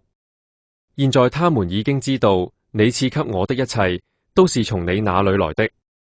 因為你賜給我的話，我已經賜給了他們，他們也領受了，又確實知道我是從你那裏來的，並且差遣了我來。我為他們祈求，我不為世人祈求，卻為你賜給我的人祈求，因為他們是你的。我的一切都是你的，你的也是我的，並且我在他們身上得了榮耀。我不再在世上，他們卻在世上，我要到你那裏去。聖父啊，求你保守他們在你的名下，這名是你賜給我的，使他們合而為一，像我們一樣。我跟他們在一起的時候，我保守他們在你的名下，這名是你賜給我的，我也保護了他們。他們當中除了那滅亡之子以外，沒有一個滅亡，好讓經上的話得以應驗。現在我要到你那裏去。我在世上說這些話，是要他們心裏充滿我的喜樂。我已把你的道賜給他們，世界恨他們，因為他們不屬世界，正如我不屬世界一樣。我不求你帶他們離開世界，只求你保守他們脫離那惡者。他們不屬世界，正如我不屬世界一樣。求你以真理把他們分別為聖，你的道就是真理。你怎樣差遣我到世上，我也怎樣差遣他們到世上。我為他們的緣故，使自己分別為聖，好讓他們也在真理中分別為聖。我不但為他們祈求，也為那些因他們的話而相信我的人祈求，使大家都合而為一。父啊，正如你在我裏面，我也在你裏面，使他們也在我們裏面，為要世人相信是你差遣了我來。你賜給我的榮耀，我已賜給了他們，使他們合而為一，好像我們合而為一那樣。我在他們裏面，你在我裏面，使他們完全合而為一，好讓世人知道是你差遣了我來，並且知道你愛他們，好像你愛我一樣。父啊，願你賜給我的那些人，不論我在哪裏，也跟我同在哪裏，好讓他們看見你賜給我的榮耀，因為在創世以前你已經愛我。公義的父啊，世人不認識你，但我認識你，這些人也知道是你差遣了我來。我已經讓他們認識你的名，還要讓他們認識，使你對我的愛在他們裏面，我也在他們裏面。第18章。耶穌說了這些話，就和門徒一起出去，過了汲淪谷。那裏有一個園子，他和門徒進去了。出賣耶穌的猶大也知道那地方，因為耶穌和門徒多次在那裏聚集，所以猶大帶着一隊士兵，以及祭司長和法利賽人的差役，拿着燈籠、火把、武器，來到那裏。耶穌知道將要發生在他身上的一切事，就上前對他們說：你們找誰？他們回答：拿撒勒人耶穌。耶穌說：我是。出賣他的猶大也跟他們站在一起。耶穌一說我是，他們就往後退，跌倒在地上。耶穌再問他們：你們找誰？他們說：拿撒勒人耶穌。耶穌回答：我對你們說了我是。既然你們找的是我，就讓這些人走吧。這是要應驗他說過的話：你賜給我的人，我一個都不丟失。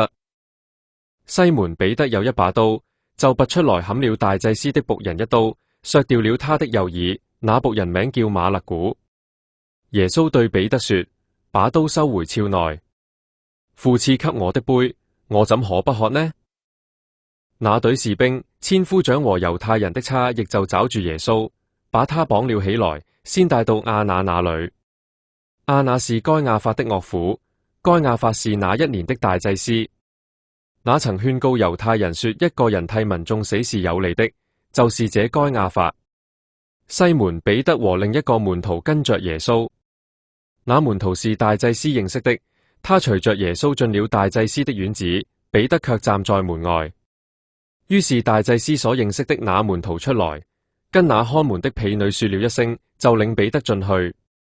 看門的婢女對彼得說：你不會也是這人的門徒吧？他說：我不是。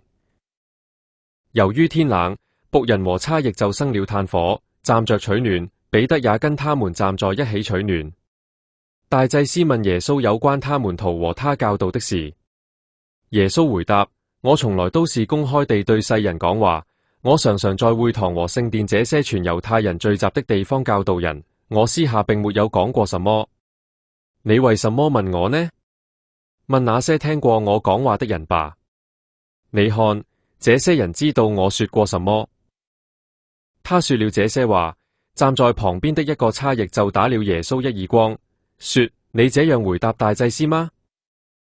耶穌說：如果我說錯了，你可以指正我的錯誤，但如果我說得對，你為什麼打我呢？亞那仍舊綁着耶穌，把他介送到大祭司該亞法那裏。西門彼得正站着烤火取暖。有人對他說：你不會也是他的門徒吧？他否認，說：我不是。大祭司的一個僕人是被彼得削掉耳朵的那人的親戚，說：我不是看見你跟他一起在園子裏嗎？彼得再次否認，立時雞叫了。他們把耶穌從該亞法那裏帶到總督府。那時是清晨。他們自己沒有進入總督府，恐怕被玷污，不能吃逾越節的宴席。於是比拉多出來到他們那裏，說：你們控告這人什麼呢？他們回答說：這人若沒有作惡，我們就不會把他交給你了。比拉多說：你們自己帶他走，照你們的律法審判他吧。猶太人說：我們無權把人處死。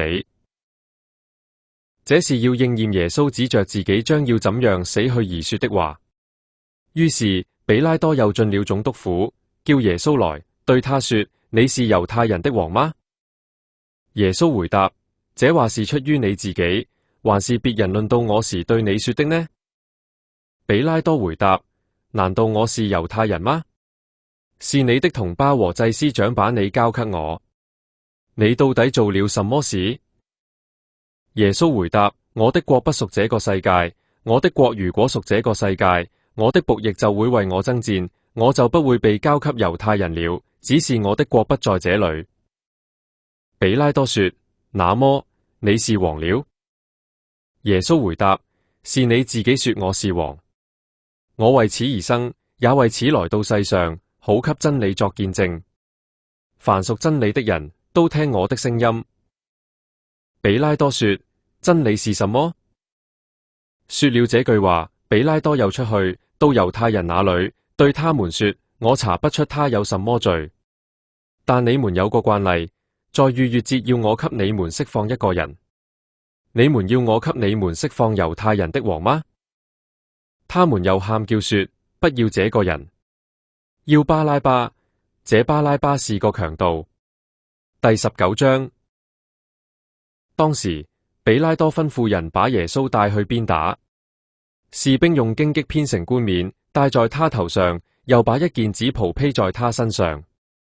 他們一再來到他面前，說：猶太人的王萬歲！他們又打他耳光。比拉多再到外邊來，對眾人說：看啊，我帶他出來見你們，是要你們知道我查不出他有什麼罪。於是耶穌出來了，帶着荊棘冠冕，披着紫袍。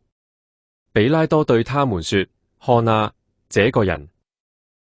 祭司長和差役看見耶穌，就喊叫說：釘十字架！釘十字架！比拉多說：你們自己帶他去釘十字架吧，我查不出他有什麼罪。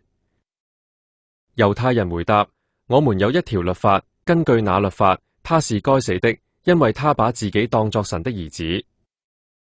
比拉多聽見這話，就更害怕。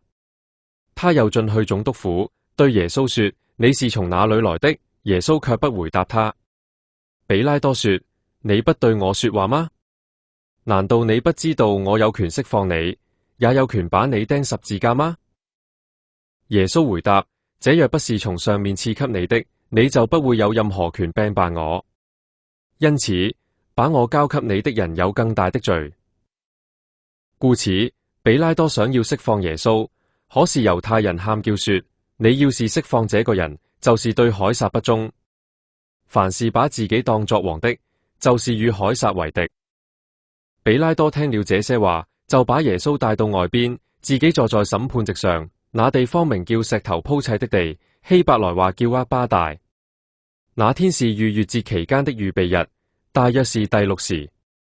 比拉多對猶太人說：看啊，你們的王！他們喊叫：除掉他，除掉他，把他釘十字架。比拉多說：要我把你們的王釘十字架嗎？祭司長回答：除了凱撒，我們沒有王。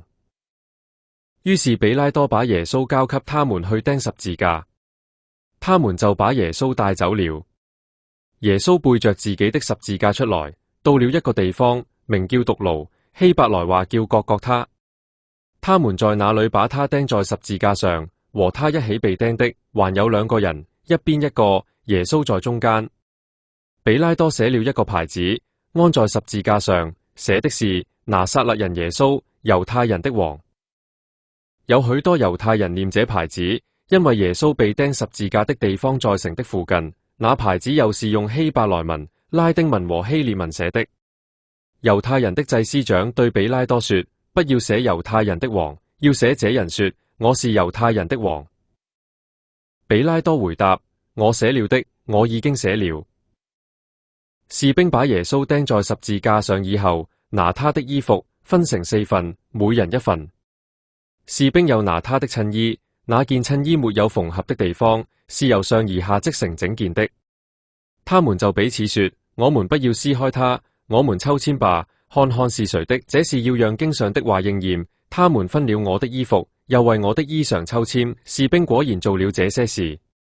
站在耶穌十字架旁邊的，有他的母親和他母親的姊妹，還有革羅巴的妻子瑪利亞和抹大拉的瑪利亞。耶穌看見母親，又看見他所愛的那門徒站在旁邊，就對母親說：婦人，看啊，這是你的兒子。然後對那門徒說：看啊，這是你的母親。從那時起，那門徒就把他接到自己家裏去。這事以後，耶穌知道一切都完成了，為要讓經上的話成就，就說：我渴了。那裏放了一個罐子，盛滿了醋。他們拿了一塊蘸滿醋的海綿，綁在牛膝草上，送到他嘴邊。耶穌嘗了那醋，說成了，就垂下頭，把靈魂交出來。由於那天是預備日，猶太人為免屍體在安息日仍留在十字架上，因為那安息日是個重要的日子，就求比拉多叫人打斷受刑者的腿，把他們搬走。於是士兵來了，打斷第一個人的腿，以及另一個與耶穌同釘的人的腿。他們來到耶穌那裏，見他已經死了，就沒有打斷他的腿。但其中一個士兵用槍刺他的肋旁，立刻有血和水流出來。那看見這事的人已經作了見證，他的見證是真確的，他也知道自己所說的是真的，好讓你們也相信。這些事發生了，為要讓經上的話應驗，他的骨頭一根也不可折斷。另一段經文又說，他們要仰望自己所賜的人。這些事以後，亞利馬太人約瑟求比拉多要把耶穌的遺體領去。約瑟是耶穌的門徒，因為害怕猶太人才一直隱藏身份。比拉多批准了，他就來把耶穌的遺體領去。先前夜裏到過耶穌那裏的尼哥德慕也來了，他帶着沒藥與沉香調和的香料，大約100利特拉。他們把耶穌的遺體領去，用細麻布加上香料裹好，是按照猶太人喪葬的習俗那樣做。在耶穌被釘十字架的地方有一個園子，裏面有一個從來沒有葬過人的新墳墓。由於那天是猶太人的預備日，那墳墓又近，他們就把耶穌安放在那裏。第20章。一周的第一天清晨，天色還昏黑，抹大拉的瑪利亞來到墳墓那裏，看見那石頭已從墳墓門口挪開了。於是他跑到西門彼得和耶穌所愛的那個門徒那裏，對他們說：有人把主從墳墓裏搬走了，我們不知道他們把他放在哪裏。彼得和那門徒就出來，往墳墓那裏去。兩人一起跑，那門徒比彼得跑得快，先到了墳墓。他俯身往裏看，見有細麻布放在那裏，但他沒有進去。西門彼得跟着也來到，他進了墳墓，看見有細麻布放在那裏，又看見原來在耶穌頭上的裹頭布沒有跟細麻布放在一起，而是捲着放在另一處。接着先到墳墓的那門徒也進了去，他看見就相信了，因為他們還不明白經上的意思，就是他必須從死人中復活。於是兩個門徒又回到自己的地方去了。瑪利亞卻站在墳墓外面哭，邊哭邊俯身往墳墓裏看，看見兩個穿着白衣的天使坐在原來安放耶穌遺體的地方，一個在頭那邊，一個在腳那邊。那兩個天使對他說：婦人，你為什麼哭？他說：有人把我的主搬走了，我不知道他們把他放在哪裏。他說了這話，轉過身來，看見耶穌站在那裏，但他不知道那人是耶穌。耶穌說：婦人，你為什麼哭？你在找誰？瑪利亞以為那人是園丁，就對他說：先生，如果是你把他搬走了，請告訴我你把他放在哪裏，我好去搬回來。耶穌說：瑪利亞。瑪利亞轉過身來，用希伯來話對他說：拉波尼。拉波尼就是老師的意思。耶穌說：不要拉住我，因為我還未上去見父。你要到我弟兄那裏去，告訴他們，我要上去見我的父，也就是你們的父；去見我的神，也就是你們的神。抹大拉的瑪利亞就去向門徒宣告：我看見主了。他又向他們宣告主對他所說的那些話。那天傍晚，就是一周的第一天，門徒因為害怕猶太人，他們所在之處的門都關上了。耶穌來到，站在他們中間，對他們說：願你們平安。說了這話，他把手和肋旁給他們看。門徒看見主，就喜樂了。耶穌又對他們說：願你們平安。父怎樣差遣了我，我也怎樣差你們。說了這話，他吹一口氣，對他們說：你們要領受聖靈。你們赦免誰的罪，誰的罪就赦免了；你們留下誰的罪，誰的罪就留下了。12使徒中的多馬，稱為低土馬，耶穌顯現的時候，他沒有跟大家在一起。其他門徒對他說：我們看見主了。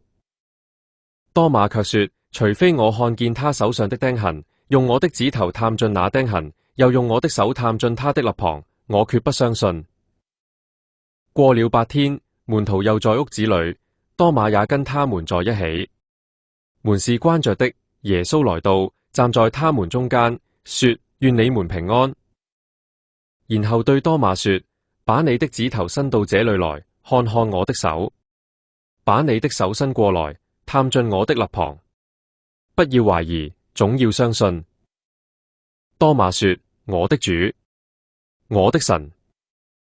耶穌對他說：你因為看見了我才相信嗎？那些沒有看見就相信的人有福了。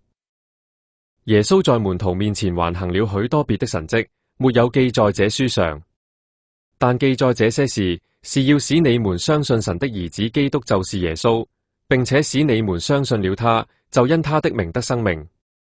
第21章。這些事以後，耶穌在提比里亞海邊再次向門徒顯現。他顯現的經過是這樣的：當時西門彼得、叫低土馬的多馬、加利利的迦拿人拿但業、西庇太的2個兒子和另外2個門徒都在一起。西門彼得對他們說：我要去打魚。他們說：我們也跟你一起去。他們就出去，上了船。那夜他們沒有打着什麼。天剛亮的時候，耶穌站在岸邊，可是門徒不知道那人是耶穌。耶穌對他們說：孩子們，你們沒有打着什麼魚吧？他們回答：沒有。耶穌說：把網撒在船的右邊，就會得着。他們就撒網，竟拉不上來，因為魚很多。耶穌所愛的那門徒對彼得說：是主。西門彼得一聽見是主，就束上外衣，因他那時赤着身子，撲進海裏。其餘的門徒拉着那網魚，坐船過去，因為他們離岸不遠，約有200肘。他們上了岸，看見那裏有一堆炭火，上面有魚和餅。耶穌對他們說：把剛才打的魚拿幾條來。西門彼得就上船，把網拉到岸上，網中盡是大魚，共153條。魚雖然這麼多，網卻沒有破。耶穌對他們說：來，吃早飯吧。沒有一個門徒敢問你是誰，因為他們知道他是主。耶穌上前拿起餅，遞給他們，又照樣把魚遞給他們。這是耶穌從死人中復活後，第3次向門徒顯現。他們吃過早飯，耶穌對西門彼得說：約翰的兒子西門，你愛我比這些更深嗎？彼得說：主啊，是的，你知道我愛你。耶穌對他說：你餵養我的小羊。耶穌第2次又對他說：約翰的兒子西門，你愛我嗎？彼得說：主啊，是的，你知道我愛你。耶穌說：你牧養我的羊。耶穌第3次對他說：約翰的兒子西門，你愛我嗎？彼得因為耶穌第3次對他說你愛我嗎，就憂愁起來，對耶穌說：主啊，你知道一切，你知道我愛你。耶穌說：你餵養我的羊。我實實在在告訴你，你年輕的時候，自己束上腰帶，隨意往來。可是你年老的時候，將要伸出雙手，別人要把你束上，帶你到你不願意去的地方。耶穌說這話，是指出彼得將要怎樣死來榮耀神。耶穌說了這話，就對他說：跟從我吧。彼得轉過身來，看見耶穌所愛的那門徒正跟在後面，就是在那晚餐上靠着耶穌胸膛說：主啊，出賣你的人是誰的那門徒。彼得看見他，就問耶穌：主啊，那他會怎麼樣呢？耶穌說：假如我要他留到我來的時候，跟你有什麼關係呢？你跟從我吧。於是弟兄中間流傳這樣的話，說那門徒不會死。其實耶穌不是說他不會死，而是說假如我要他留到我來的時候，跟你有什麼關係呢？為這些事作見證並把他們記錄下來的，就是那門徒，我們知道他的見證是真的。耶穌所做的事還有很多，要是一一寫出來，我想所寫成的書就是世界也容納不下了。